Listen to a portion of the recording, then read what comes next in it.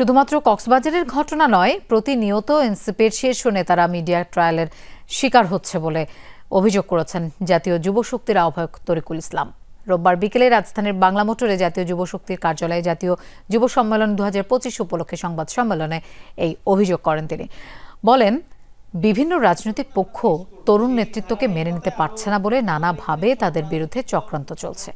তরুণ নেতৃত্ব না থাকলে নতুন বাংলাদেশ গড়ার অগ্রযাত্রা ব্যাহত হবে উল্লেখ করে তিনি বলেন, গতানুগতিক ধারা থেকে বের হয়ে যুবশক্তি যুবকদের একটি শক্তিশালী প্ল্যাটফর্ম হবে।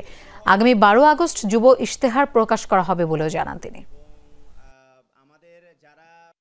জুলাই গণঅভ্যুত্থানে যারা নেতৃবৃন্দ যারা রয়েছেন সম্মুখ সারির এবং আমাদের এনসিপির যারা রয়েছেন তারা অবশ্যই মিডিয়া ট্রায়ালের শিকার, এবং আমরা মনে করি যে মিডিয়াকে ব্যবহার করে আমাদের গ্রহণযোগ্যতাকে নষ্ট করার জন্য অনেক অপশক্তি তারা বর্তমানে কাজ করছে। আমরা উদারত আহ্বান জানাবো দেশবাসীকে, তারা যেন এই ব্যাপারে অবশ্যই যেন সতর্কতামূলক অবস্থানের জন্য তারা থাকে।